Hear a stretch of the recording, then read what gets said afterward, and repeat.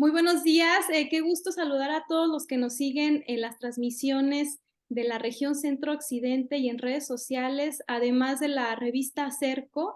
Y bueno, pues hoy tengo el gusto de entrevistar a Víctor Luis Muro Salinas, quien es el autor del libro Análisis de problemas económicos, políticos y sociales del mundo.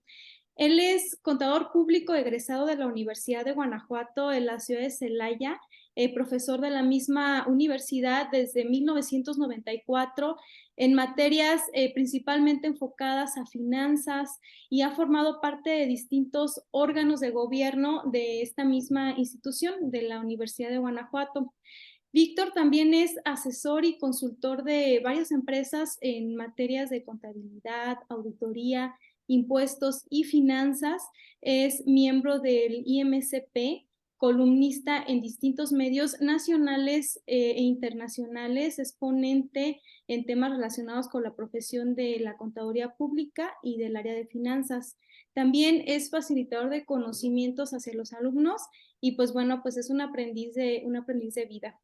El día de hoy estoy aquí contigo, Víctor. Qué placer charlar contigo. ¿Cómo estás? Hola, gracias, muy amable por esa presentación. Bien, muchas gracias, Vicky. Contento de tener la oportunidad de participar en tu espacio que tienes y la verdad lo agradezco. Y todo bien, listo para lo que quieras preguntar, con mucho gusto. Muchas gracias por estos minutos, Víctor. Y pues bueno, Víctor es un apasionado de la docencia, es dedicado y comprometido con el ejercicio de su profesión. Siempre pues ha aportado y ha contribuido, es un eterno alumno y maestro de vida.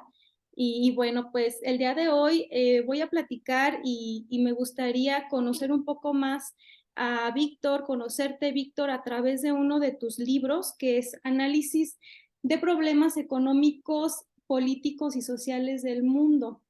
Sí, Sí, y bueno, pues dando un breve preámbulo de tu libro, son varios acontecimientos históricos en este ámbito de económico, político y social. Y bueno, Víctor, en tu libro acentúas la importancia del momento en el que ocurren los sucesos que analizas y relatas. ¿Por qué consideras que define o determina la visión de la situación o circunstancias el contexto actual en el que sucede? bueno, fíjate que allí todo está relatado de manera prácticamente inmediata, es decir, si había la quiebra de un banco, pues se platicaba sobre la quiebra de un banco. Si había alguna situación política que afectara al mundo, pues se platicaba o se describía la situación política. ¿Por qué hacerlo así? Porque la idea era que finalmente nosotros a veces cuando consultamos la historia, bueno, pues los hechos relevantes nos dicen, hubo una invasión, ¿no? De Rusia a Ucrania. Y te quedas con esa idea, pero en realidad pierdes muchos pequeños detalles en donde la realidad de ese momento hacen entender por qué se toman decisiones, por qué suceden las cosas, o por qué no sucedió otra cosa que pasado el tiempo tú dices, caray, hubieran hecho esto porque era mejor y era más evidente, pero en el momento a veces no lo es, o no se cuentan con todos los elementos. Entonces, ahí la idea era contar o de describir de una manera clara cómo veía yo las cosas con respecto a problemas específicos y de acuerdo a la información que estaba en ese momento. Sí, podríamos decir que hasta el mismo tiempo, la circunstancia y el lugar determinan la situación y el ente de cómo lo vemos, ¿verdad? Es correcto. Y bueno, ¿hasta qué punto, Víctor, consideras que estos hechos históricos de los que estás relatando aquí en tu libro van forjando e influyendo el presente? Híjole, pues lo que sucede es que realmente todo lo que sucede es como cuando vas a la primaria y te dicen, o te empiezan a enseñar cosas y te dicen que todo tiene una causa y que todo tiene un efecto. Y entonces, si esto es así, te das cuenta que todas las decisiones que tomas, aunque sean mínimas, van a tener un efecto en tu vida o van a tener un efecto en la vida de los demás. Y entonces pues si analizamos lo que sucede en el otro lado del mundo, por ejemplo, algún conflicto de Medio Oriente o quizá una situación del petróleo de la OPEP o quizá el desarrollo turístico que está teniendo Dubái en los Emiratos Árabes Unidos o cosas así, te vas a dar cuenta a lo mejor que por ese hecho México como país se vio afectado o a lo mejor tú te viste afectada en algún sentido o a lo mejor porque los Emiratos Árabes Unidos aumentaron un poco el precio del petróleo y decidieron expandirse con su empresa líder, Aramco, y vienen a México y entonces generan empleos, pero te das cuenta de que todo se va como encadenando, o sea, como que todos son pequeños acontecimientos que se van pegando uno tras otro y son como esas películas que dicen que no puedes volver al pasado porque si cambias algo se desencadena toda una situación que ya no es reversible.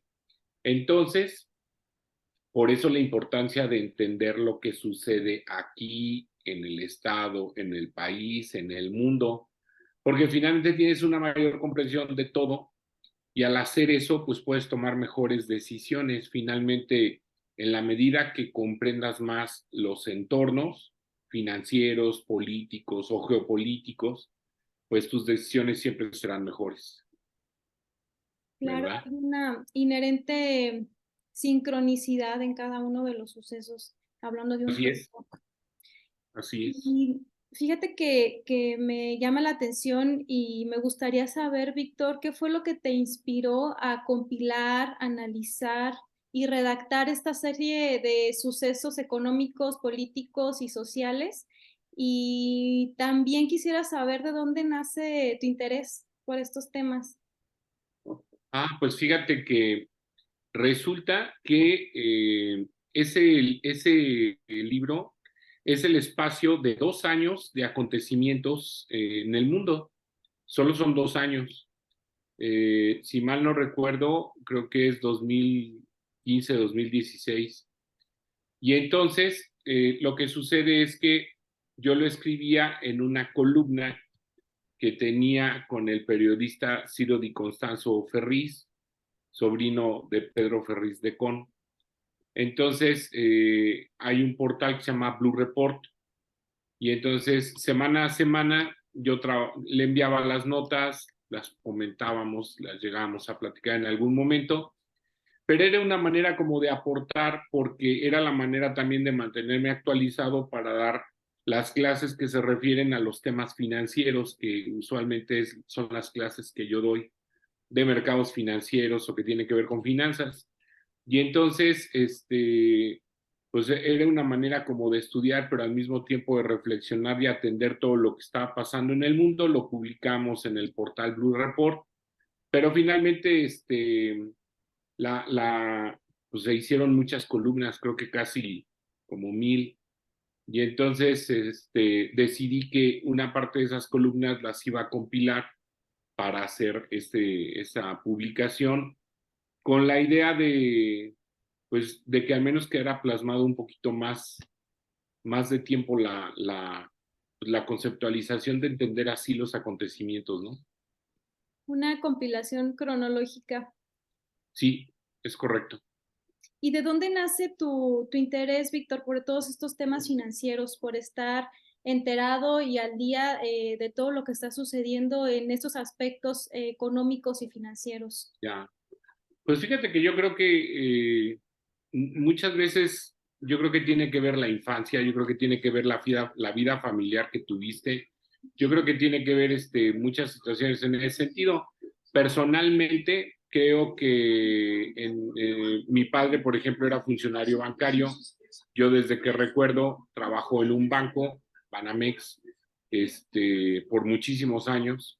Y luego entonces, cuando yo entro a la carrera, en realidad es toda una historia esa también de entrar a la carrera profesional, pero a mí me termina gustando la carrera profesional cuando yo salgo de la carrera profesional, al conocer a personas verdaderamente representativas de la profesión que pues platican historias, que te cuentan anécdotas, que te invitan, que te aconsejan. Y entonces es ahí cuando yo como que hago el clic entre todo lo que yo viví con mi padre en mi casa, con mi familia, y finalmente lo que yo ya estaba viendo a nivel profesional. Entonces, yo siempre he dicho que saber de finanzas no es una materia, es una manera de vivir, es una manera de pensar. Y entonces, pues muchos de los acontecimientos de los años 80, por ejemplo, yo los recuerdo, pero platicados en la mesa de mi casa por mi papá, que estaba pasando una devaluación, que el 1 de septiembre de 1982 se estatizaron los bancos. Ya, yo no lo leí, a mí me lo platicó mi papá y yo me acuerdo. Entonces, muchas cosas por eso. Entonces, yo creo que finalmente a uno le gusta recordar lo que lo hizo feliz, ¿no? Y a mí, pues era lo que me gustaba, así que yo creo que por eso me aboqué al tema. ¿Tuviste un maestro o una persona que te inspiró, que te guió por lo que me platicas, por lo que observo y pues ahora se revierte, ¿no? Tú también ahora inspiras y enseñas a través de esta profesión de la docencia, Victoria, y de tus libros. Y bueno, inicias tu libro hablando de la crisis europea, sí, de los Ya, efectos que tuvo a nivel regional y mundial, de sí, varios sucesos económicos claramente identificados y cronológicamente relatados que pasan por una economía socialista, por Venezuela, América Latina, los relatos a través de diversos sucesos que han definido la historia económica, política y social del día a día, ¿no? Como nos comentabas, que abarca pues a los tres grandes bloques, Europa, Asia, Norteamérica, México incluido. Y bueno, ahora viéndolo de forma holística, ¿qué opinas de que la globalización constituya la historia real de la economía global de las 4 últimas décadas bajo la premisa de que el mundo se ha internacionalizado y regionalizado, más no globalizado? ¿Qué opinas de eso? ¿Si ha sido a través, si es una globalización o una regionalización? Y quiero añadir que observando cómo la actividad económica de cada país va teniendo un efecto a nivel mundial, como también lo comentas en tus primeros relatos, no dejando de mencionar el fenómeno de la regionalización, que es la que comento, donde las economías que son vecinas se unifican para realizar alianzas comerciales buscando ser mercados pues más atractivos, ¿no? A nivel internacional, enfatizando en el punto de que algunas economías son más fuertes que otras y repercute en la misma zona. ¿Qué nos podrías tú comentar respecto a esto? ¿Y a qué se debe también de que algunas economías no son tan fuertes y que a lo largo de la historia hemos visto que los mismos ciudadanos y su calidad de vida son los que han tenido que pagar el precio de esta situación? sí. Bueno, la verdad es que es bien amplio eso. Pero hablar de la globalización, yo creo que la tendríamos que situar más o menos antes del año 2000. Este, cuando en alguna manera todos debíamos de estar preparados para esa globalización. Habrá que entender, por ejemplo, que en México firma un tratado de libre comercio con Estados Unidos el 1 de enero de 1994. Bueno, al menos entra en vigor el 1 de enero de 1994, cuando al mismo tiempo surge, por ejemplo, en México el Ejército Zapatista de Liberación Nacional. El entonces presidente de México pues era Carlos Salinas de Gortari. eh, ya era prácticamente, si mal no recuerdo, su último año, porque él entrega el poder el 1 de diciembre de 1994 y ahí entra Ernesto Zedillo Ponce León, que tuvo una crisis 19 días después, ¿no? Una gran crisis para México, 19 días después, el 19 de diciembre de 1994.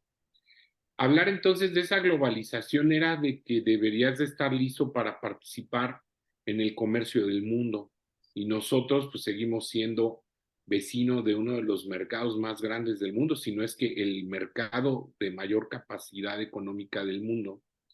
Pero fíjate qué curioso es todo esto. Se supone que en aquellos años, en 1994, pues hubieras pensado, si ya vamos a ser los socios de Estados Unidos, lo primero que deberíamos de pensar era que al ser nosotros conscientes de ese evento, pues al menos el manejo del inglés debería de ser verdaderamente intenso y profundo. O sea, si no, si bien no lo podríamos a lo mejor hablar de una manera natural, como lengua natural, sí como una excelente lengua extranjera, como se usa, por ejemplo, en Europa, que hablan varios idiomas, son políglotas por la cercanía de los países. Pero no, hoy, por ejemplo, nos seguimos encontrando que en las currículas o más bien en los requisitos de muchos perfiles de puestos, se sigue mencionando que es indispensable el inglés o que se requiere un inglés a un porcentaje, cuando quizás si todos lo hubiéramos entendido, casi se daría por hecho que todos hablan inglés. Y entonces no debería de anotarse como un requisito porque se entendería que todos lo hablamos. De 1994 para acá, pues ¿cuántos años van? Ya no existe originalmente ese tratado, ya existe otro tratado que recién se reformuló con el presidente Donald Trump, pero date cuenta que entonces nosotros, a pesar de haber sido los vecinos del mercado más grande del mundo, no entendimos que el inglés era lo más importante para esa globalización. O sea, pero también cuánto duró después la globalización, pues podríamos decir que funcionó, que se activó, que muchas empresas se hicieron internacionales, que muchas empresas ya tienen presencia en el mundo, y de ahí el efecto de lo que le pasa a una empresa en Asia, pues nos termina pegando en México, porque hay contactos, porque hay líneas de unión, y todos los países tienen que ver entre sí. Ahí también viene la política, que el grupo de los 20, que el grupo de los 8, que el grupo de los 7.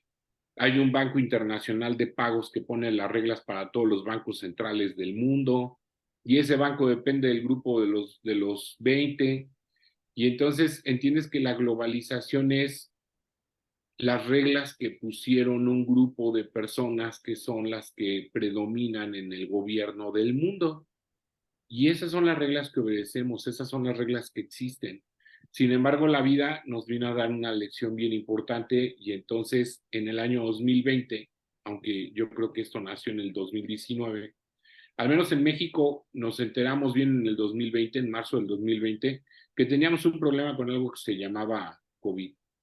Y entonces nos dimos cuenta que esta enfermedad que pensamos que nunca iba a llegar desde Wuhan, China, hasta México, pues sí llegó, y nos empezamos a enfermar, y lo más espantoso de todo fue que amigos, compañeros cercanos, medio cercanos, pues algunos murieron.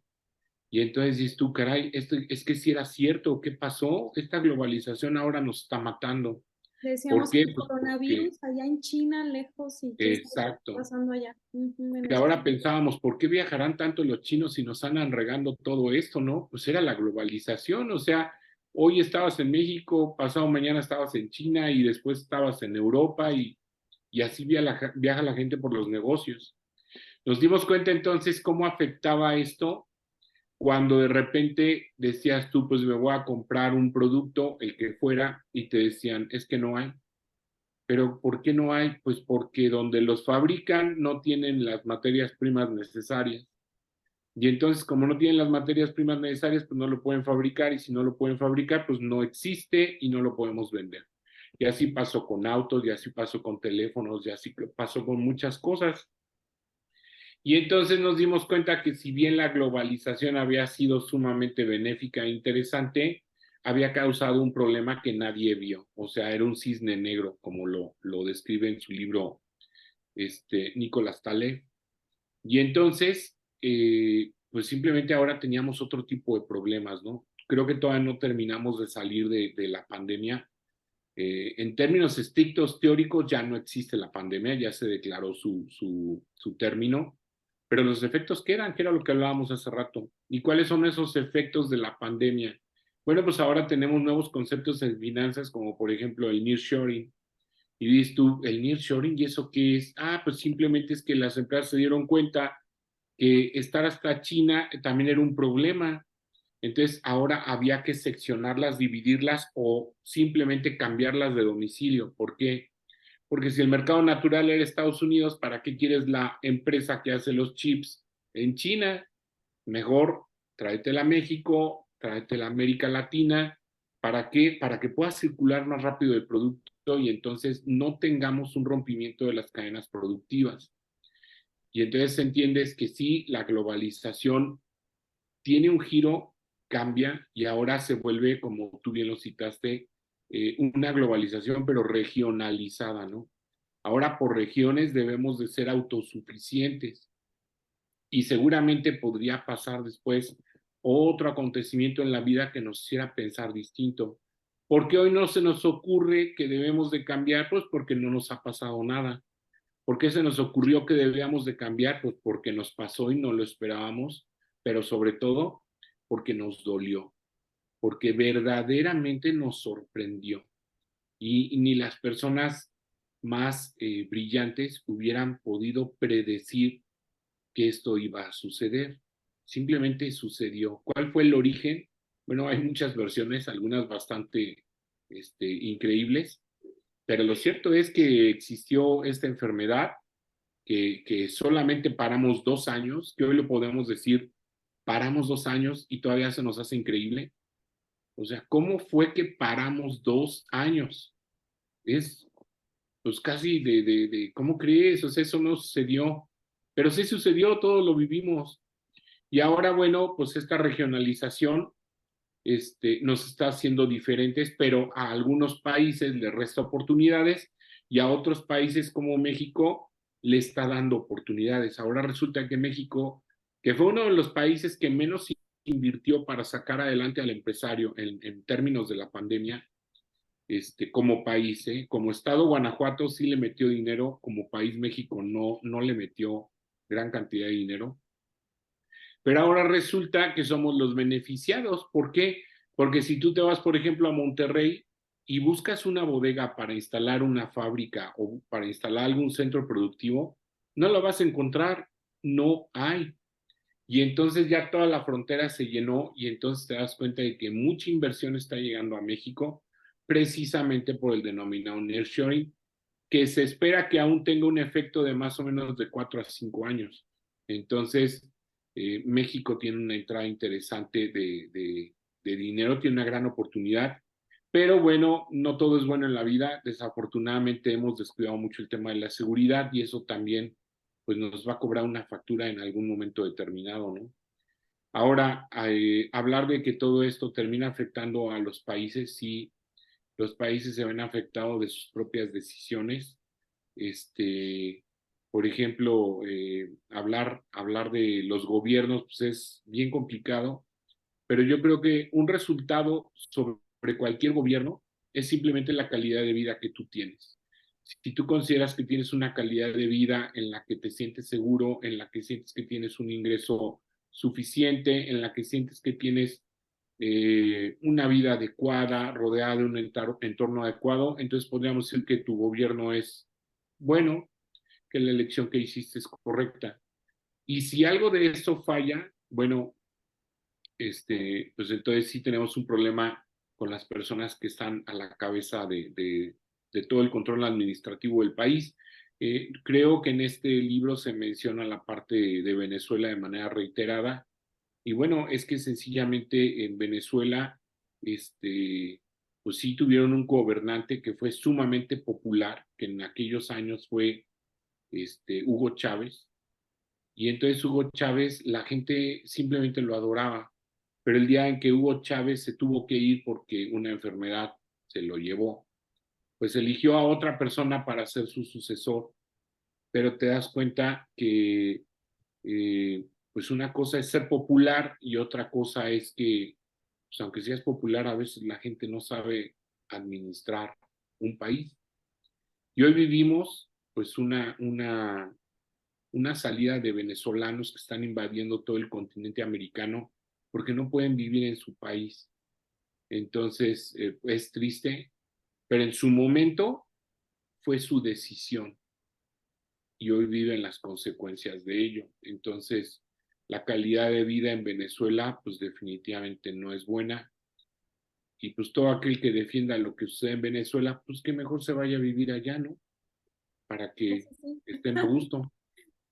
Así es. Y así podríamos decir de varias cosas. claro. Oye, y ahorita basándome en lo que comentas, en la actividad económica, Víctor, ¿crees que es posible la independencia entre países? Y si fuese así, ¿qué se requiere para que eso sea posible? Una tipo falacia, ¿no? Pues mira, hoy por hoy la independencia entre países la veo complicado y te voy a decir por qué. La tecnología, la propiedad de la tecnología no la tienen todos los países, solamente la tienen algunos. La inversión en la tecnología, por supuesto, solo la hicieron algunos y consecuentemente es su negocio. Yo creo que independizarte, hablar de un país independiente de los demás, pues es simplemente aceptar que vas a vivir en un nivel de vida que no va a ser el de los demás, pero que bueno, si finalmente te dejas satisfecho, pues a lo mejor dices, adelante, ¿no? No va a haber determinados productos que se traen del extranjero, solamente se produce lo nacional. En algún momento las fronteras de muchos países, sobre todo en los años 70, fue así. Probar un dulce que provenía de Estados Unidos era así como wow. Hoy los encuentras en cualquier punto de venta en tu ciudad, pero en aquellos años no era así. Entonces, siempre habrá alguien que desea, por ejemplo, o que deseaba en aquellos años esos dulces, ¿no? Y entonces tú recuerdas que había personas a las que les decías, oye, ¿y tú a qué te dedicas? No, pues soy falluquero. Ah, caray, ¿y qué es eso? Pues yo traigo mercancía de Estados Unidos a México y la vendo. Y entonces, ¿qué te vendían? Pues te vendían dulces, te vendían ropa, te vendían aparatos electrónicos que tú no conseguías ni por casualidad en ninguna tienda de México. Entonces, aunque México tenía cerradas sus fronteras, existían personas que se dedicaban a eso, que por supuesto era ilegal, pero era lo más ilegal que conocías en esos momentos, ¿no? Después la ilegalidad la entendimos de otra manera. Y que siendo que desde seres humanos, individuos, pues no somos autosuficientes, ¿verdad? Pues Es muy complicado. Yo creo que no se puede, ¿eh? Yo creo que no se puede porque finalmente somos entes, somos personas sociales, ujú. necesitamos convivir, necesitamos platicar, necesitamos interactuar y pensar que podemos estar solos, híjole, es muy difícil. No, ni autosuficientes, hay una interconexión intrínseca entre nosotros. Así es. ¿Consideras consideras que existen barreras en términos sociales y económicos y también culturales, por qué no, que impidan el funcionamiento de un mundo, podríamos decir, armónicamente globalizado? Y lo Claro, menciono, Víctor, por algunos sucesos que vivimos, ¿no? De algunos sucesos que podríamos llamar desglobalizadores históricamente, como lo fue el Brexit, las políticas proteccionistas del antes presidente Trump, como esa idea histórica prevaleciente de que algunos son superiores o somos diferentes en aspectos sociales, culturales, económicos, por supuesto, siendo que en la práctica los países están inevitablemente interconectados, como lo mencionábamos, y son más interdependientes que nunca. sí, bueno, lo que sucede es que finalmente lo que viene a causar todo el problema es, en mi opinión, una sola palabra, o bueno, más bien dos. Ausencia de respeto. Bueno, ya fueron tres. ¿Por qué la ausencia de respeto? Porque finalmente yo debo de entender que tú no piensas como pienso yo y que yo no pienso como piensa otra persona. Y si nos damos cuenta que si hay en el número de millones de personas en el mundo y que cada persona piensa de manera distinta, entonces te das cuenta del verdadero prisma gigante del pensamiento que existe en el mundo. O sea, es simplemente a veces quizás hasta incomprensible. Con todo esto, ¿a qué voy? Que si existió en algún momento la unión del Reino Unido a la Unión Europea, fue porque alguien consideró que así les convenía. Y que si en algún momento alguien dijo, ahora vamos a salirnos de la Unión Europea, y entonces se genera el Brexit, o sea, la salida de la Bretaña, de la Unión Europea, pues fue porque a alguien le convenía, o al menos así lo pensaron, o que si en algún momento Trump cambió las reglas del mundo o de las cosas, fue porque así consideró que le convenía. Pero entonces habrá que pensar, por ejemplo, en el Reino Unido, para salirse de la Unión Europea, pues hubo hasta un referéndum, y unas personas pensaban que había que seguir y otras personas pensaban que había que continuar. Si mal no recuerdo, las personas mayores de edad decían hay que salirnos, los jóvenes decían hay que continuar, porque los jóvenes se verían beneficiados incluso de las visas comunitarias, ¿no? Podían trabajar en toda Europa sin ningún problema. Y entonces, pero sin embargo, la mayoría decidió, y aquí viene una parte bien interesante, fíjate, que tiene que ver con todo lo que hablábamos de gobiernos y de todo esto. Puede haber mayoría de pensamiento en un sentido, pero eso no significa que sea correcto. O sea, la mayoría de las personas puede pensar que un candidato o que una decisión es la mejor, pero eso no significa que sea correcto. Vamos a pensar que tienes un país donde el 60% de las personas no tiene una formación financiera cultural o de cultura financiera, y el 40% sí, y lo mandas a referéndum y todos votan, pues obviamente van a ganar los del 60%. El único problema es que esos eran los que no tenían la cultura financiera y no entendían el efecto. ¿Qué efecto tuvieron? Bueno, seguramente complicaciones económicas. ¿Quién sufre más las complicaciones económicas? Pues las personas que no tienen cultura financiera. Y los dejaste votar y ellos mismos se afectaron. Y era la mayoría. Y entonces dices tú, caray, entonces a veces la mayoría no tiene la razón.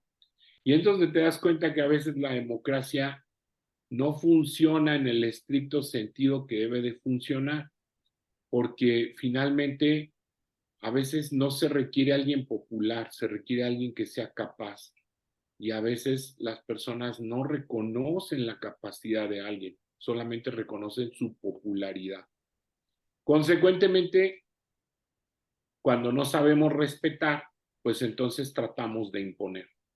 Y si tratamos de imponer, entonces vienen las complicaciones, tú te sientes ofendida, yo me siento ofendido, y entonces vienen las reglas, vienen las normas, vienen las leyes, y en la medida que los países, y así lo dice el dicho, en la medida que los países tienen más leyes, tienen más normas, tienen más regulaciones, pues quiere decir que más cosas les han sucedido, y entonces por eso tuvieron que poner una norma y por eso tuvieron que poner una regulación, porque ya se pelearon en ese sentido y ahora lo quieren normar. Y cada vez que no se ponen de acuerdo, sacan una ley o sacan una norma o sacan una regulación.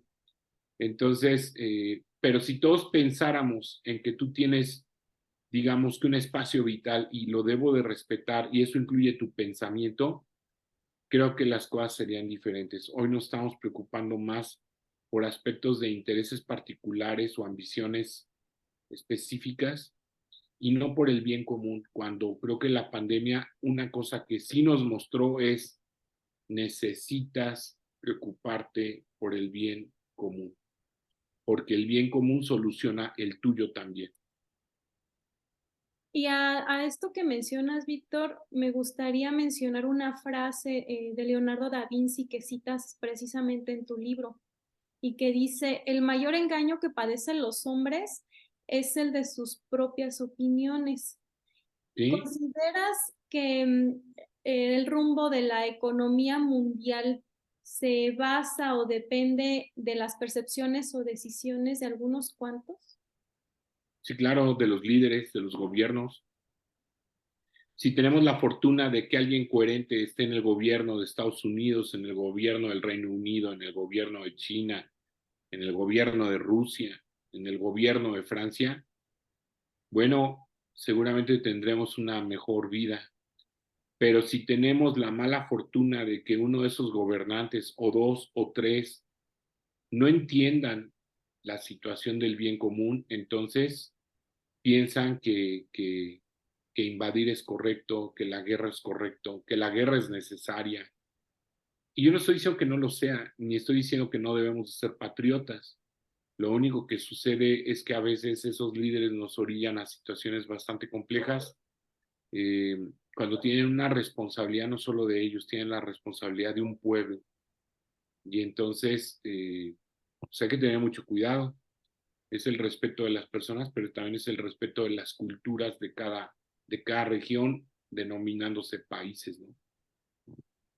Y bueno, con todo este contexto, bueno, hay un comentario, al final de cuentas, los gobiernos representan al mismo pueblo, ¿no? Pero no en su totalidad, y pues entra todo este tema de democracia, que bueno, también es un tema amplio que ahorita ya no vamos a Sí, ahondar, mucho. porque me gustaría que nos platicaras con todo este contexto, conocimiento y referencia que tienes de la actividad económica mundial, Víctor. ¿Qué papel juega el cambio climático y lo que mencionabas anteriormente, las herramientas tecnológicas en la nueva forma de globalización, que es esto que comentabas del nearshoring a través del uso de la relocalización de las cadenas de suministro autónomas y regionales, bien conocido como lo que ya mencionabas, el nearshoring? Sí. Bueno, lo que sucede es que el cambio climático es algo así como la pandemia, ¿no? No nos van a preguntar si va a cambiar o no va a cambiar, o sea, ya cambió, punto. Y si ya cambió, bueno, pues las lluvias se recorren, no hay agua de repente, hay temporadas de sequías más largas, hay problemas en los cultivos, puede suceder una problemática en la generación de los alimentos.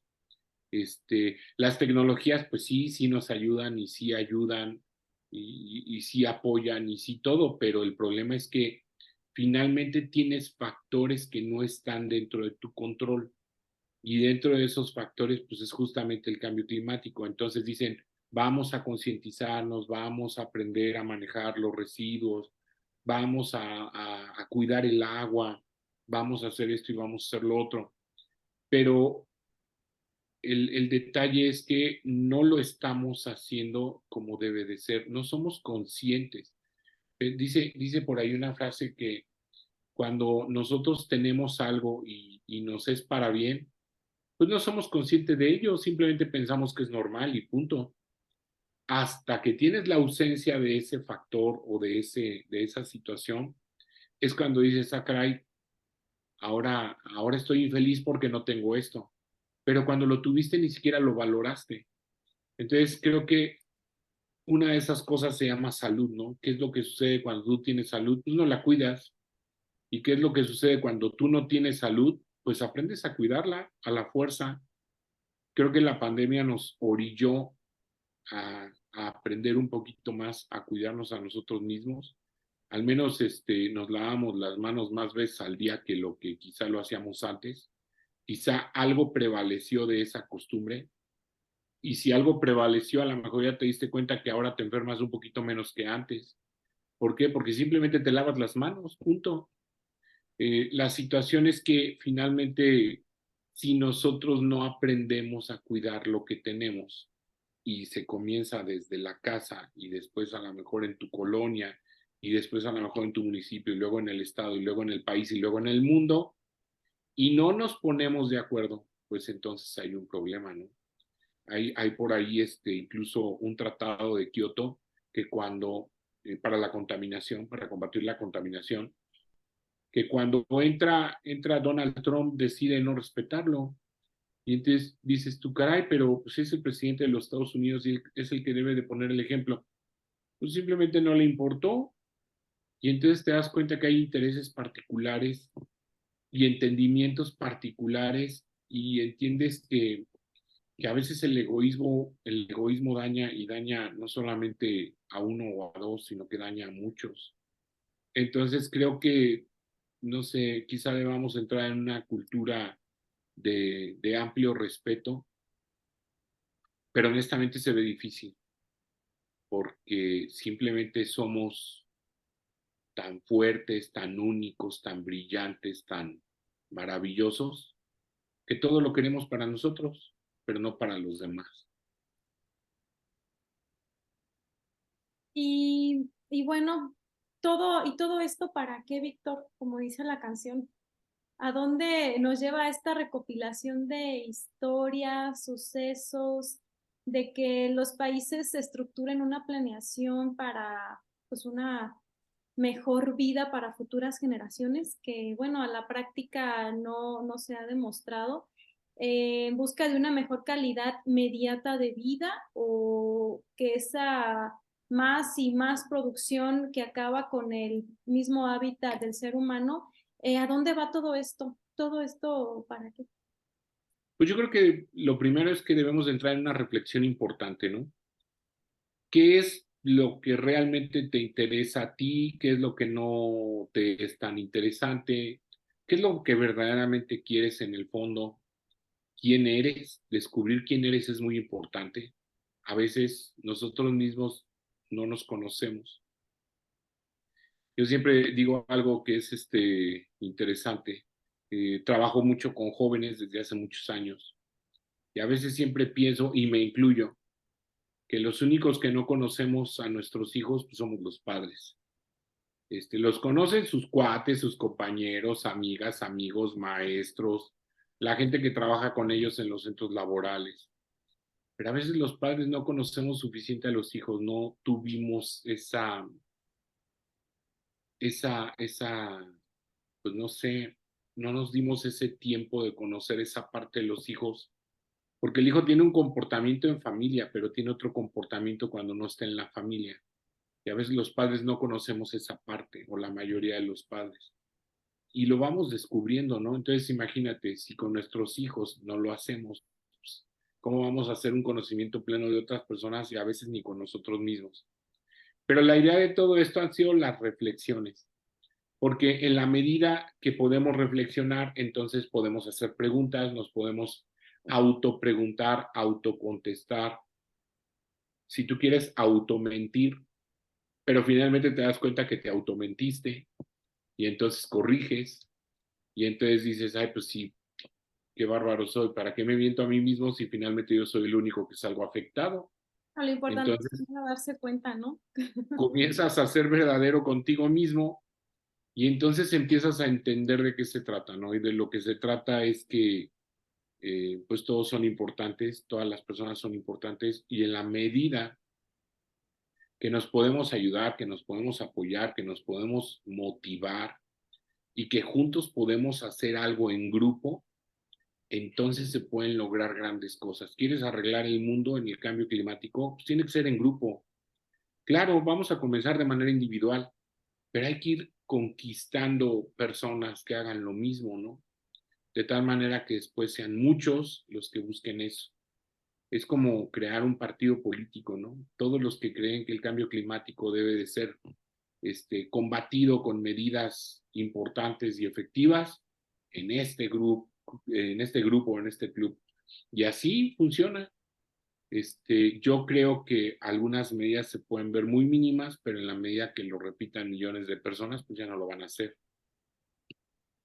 Si el cambio comienza pues desde uno mismo, individualmente, partiendo de un autoconocimiento antes de ver afuera, pues hay que ver hacia adentro y Así es, ya ese cambio se va a ir emulando, se va a ir dando como un efecto dominó, pero de dentro hacia afuera, ¿no? Ya lo demás así creo que es, sí, es una mera consecuencia de lo que tú eres y eso pues va a ir generando una colectividad, pero como individuos es de adentro y la consecuencia es hacia afuera.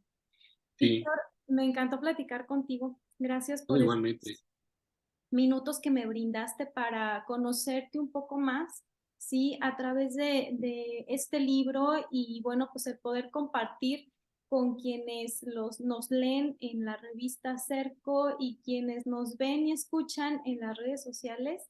Un gustazo, como siempre, saludarte y bueno, esperemos que este y otros libros sean los que nos estés compartiéndote a ti a través de la lectura. Y bueno, pues te comento, te digo, te expreso que admiro la profesión que tienes de maestro, de compartir un compromiso inmenso, el que día a día se tiene que llevar a cabo, ¿no? En la docencia. Y tú no solamente nos compartes a través de los libros, sino a través de la docencia y también pues a través de tu profesión. Muchas gracias y No, te gracias, Vicky, muy amable. un gran abrazo, Víctor. Igual, va de regreso. Hasta pronto, nos vemos en la próxima transmisión.